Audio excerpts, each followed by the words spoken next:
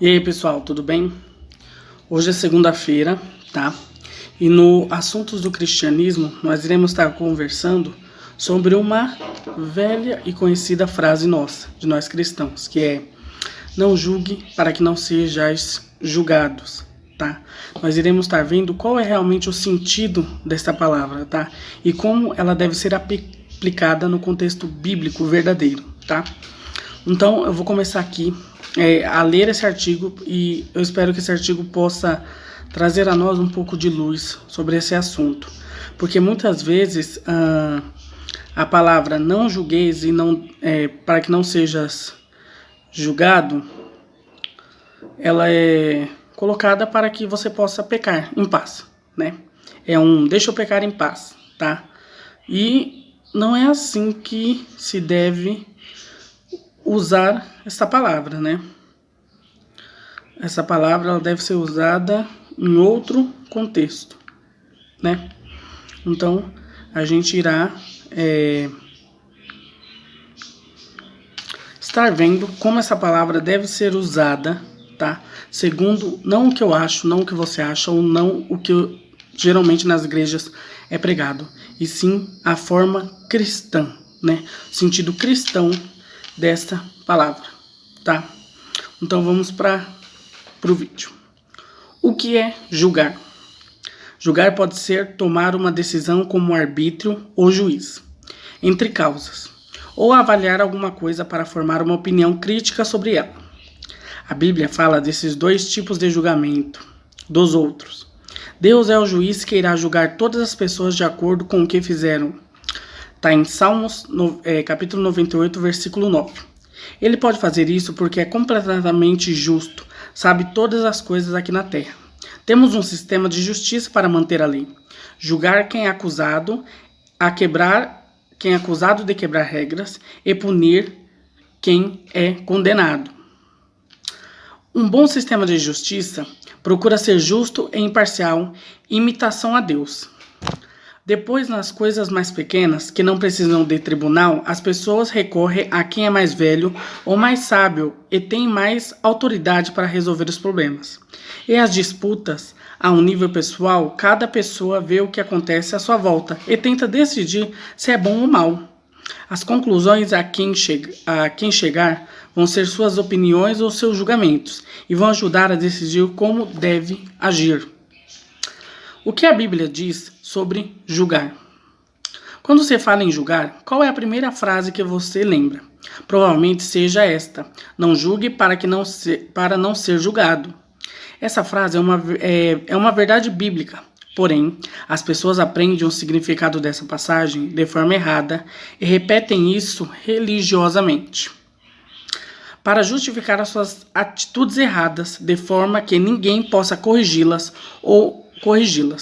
O mau hábito das pessoas em relação à palavra de Deus é ler versículos e analisá-los individualmente ou fora de contexto, sendo que devemos analisar a Bíblia em sua totalidade. A frase não julgue para não ser julgado baseia-se nos versículos de Mateus, capítulo 7, de 1 a 2, do Sermão do Monte, em que o Senhor Jesus ensina a multidão e os discípulos na Bíblia. Deus diz que não devemos julgar as pessoas para condená-las, mas para distinguir entre o certo e o errado e promover o bem. Ou seja, a Bíblia diz que quando nós omitimos uma opinião julgativa, ela tem que ser não para condenar uma pessoa, e sim para fazer com que ela entenda que aquilo que ela faz não é bom, né? Não é bom nem para ela e nem para as pessoas em volta dela, né? É fazer a distinção entre o bem e o mal, entre o certo e o errado, tá? Não é julgar ou dizer, olha, você vai para o inferno, não, porque até nós cristãos não temos esse tipo de autoridade, tá? É nesse contexto que a palavra não julgue para que não seja julgado deve ser colocada, tá? Devemos julgar o outro ou não? O julgamento pode ser bom e pode ser mau. Quando é para fazer a distinção entre o que está certo e o que está errado, é bom. Quando é para condenar uma pessoa sem dó, levando-a a tropeçar, é mau. Jesus também disse que devemos olhar para nós mesmos antes de julgar os outros, porque podemos acabar nos condenando a nós próprios. Se você aponta o erro da outra pessoa, mas faz pior que ela, está sendo hipócrita e precisa se consertar, tá? É verdade. Muitas vezes a igreja ela aponta o erro das pessoas de fora, só que ela não corrige o erro das pessoas de dentro. Muitas vezes a igreja diz que adultério é pecado. Nós sabemos que adultério é pecado. Só que os adúlteros que estão na igreja, será que eles estão sendo corrigidos segundo a palavra de Deus? Será que a igreja ela vem tentando corrigir essas pessoas para que elas não pequem, para que elas não incorram nesse pecado? Não. Muitas vezes a igreja está ocupada em apontar o pecado do outro, mas não corrigir o pecado dela mesma, né? Isso é muito ruim. É importante lembrar que você não é dono da verdade absoluta. Só Deus sabe todas as coisas e devemos sempre ter muito cuidado antes de julgar. Precisamos saber quando é importante dar a nossa opinião e quando devemos deixar o assunto. Também devemos ter a humildade de avaliar a nossa opinião e mudá-la se descobrirmos que ela não está certa, tá? Ou seja, antes de nós apontarmos o dedo para o outro, antes de nós nos colocarmos no lugar de superioridade, nós temos que calçar as sandálias da humildade, né? E temos que procurar primeiro corrigir os nossos erros internamente, antes de nós tentarmos dar luz aos erros externos dos outros, né? É muito importante que nós tenhamos o discernimento de nos corrigirmos, né? Antes de nós apontarmos os erros dos outros para que eles corrijam, né? Como dar a nossa opinião sem julgar? Faça tudo em amor. Quem ama não quer condenar seu irmão, mas ajudá-lo. Analise tudo à luz da Bíblia. Sua opinião é mesmo bíblica? Cuidado com as aparências. Procure se informar bem para fazer um julgamento justo, tá? Procure saber se aquele fato que está sendo dito sobre aquela pessoa realmente é verdade. Porque pode ser fofoca, pode ser mentira, né? Pode ser um falso testemunho, calúnia, difamação, né? Muitas vezes uma pequena fofoca cria uma grande confusão. Olhe para você mesmo antes de falar. Você é um bom exemplo dos princípios que defende? Se não for, admita.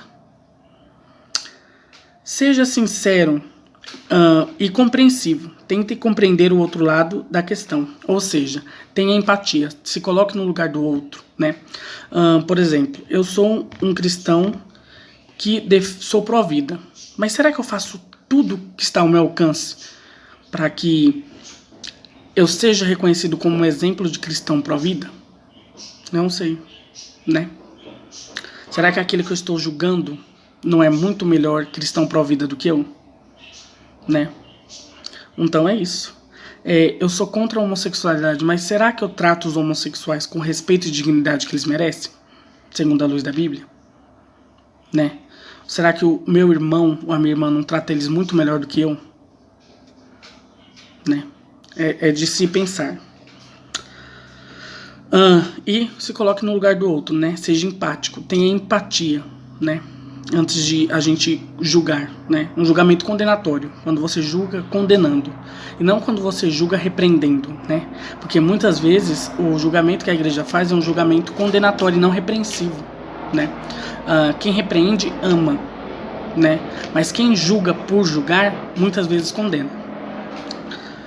Seja tolerante. Tolerar é suportar em amor quem age de maneira que você acha errado. Não é concordar nem ficar calado sobre o assunto. Evite a polêmica. A controvérsia muitas vezes leva à troca de palavras duras e divisões entre pessoas. Se a conversa for nessa direção, abandone-a imediatamente. Se você tem uma opinião muito forte, só que você e a pessoa com que você vai debater não sabem argumentar, é melhor que essa discussão não seja feita, para que você e ela não acabe se desrespeitando mutuamente, né? Às vezes, o silêncio ele é melhor do que 1000 palavras, em alguns casos, né? Mas nunca deixe de colocar a sua posição com amor, né? Olha, meu irmão, eu sou contra isso por causa disso e disso e daquilo, mas eu te amo do mesmo jeito, né? A convivência da igreja, né, a unidade da igreja deve ser mantida. Quando as divisões são causadas por picuinhas, né? Algumas doutrinas ou alguns hábitos que não são necessariamente pecaminosos, mas que não são hábitos que você considera certo, tá? Então evite divisões, distensões, né? E dentro da igreja e fora dela também, né? Ninguém gosta de viver brigando com as pessoas. O estudo de hoje é esse, tá? É um estudo curto, simples, tá? Mas é aquilo que eu venho falando. Qual que é o significado da palavra não julgue para não ser julgado?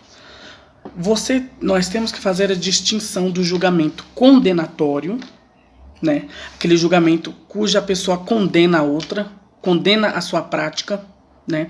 Do julgamento repreensivo, aquele julgamento que ele repreende a pessoa em amor, né? Ele diz, olha, o que você está fazendo está errado, tá? Isso não vai te levar para um bom caminho, tá? Muitas vezes nós sabemos que a repreensão, quando eu penso em repreensão com amor, eu lembro das mães, né? A mãe, ela repreende o seu filho, mas quando ela repreende seu filho, ela repreende porque ela o ama, não porque ela não o ama. Porque se eu não gosto de uma pessoa, jamais eu vou chamar a atenção para o erro que ela está cometendo. Se eu não gosto dessa pessoa, eu quero mais é que ela erre e se afunde, né? Chafurde no pecado. E eu não chamo a atenção para os erros que ela comete, né? Muito pelo contrário, eu posso até induzir que ela cometa mais erros, já que eu não gosto dela. Mas se eu gosto, eu levo ela a pensar que aquelas práticas que ela comete não são certas, né? Muitas vezes, quando a gente julga a pessoa, ou a gente faz um julgamento sobre um determinado assunto, né? Pessoas fora da igreja, ou até pessoas de dentro da igreja, dizem assim, mas onde está o amor ao próximo? Lembrem-se, o amor ao próximo está na pregação do evangelho, que é poder de Deus para a salvação de muitos, tá? A pregação do evangelho, ela é poder de Deus para a salvação de muitos. Nem todos irão se salvar, a Bíblia deixa muito clara, mas muitos podem ser resgatados das garras de Satanás para a verdadeira luz, que é o nosso Senhor Jesus Cristo, tá? Fiquem com Deus e até o próximo vídeo do canal. Tchau!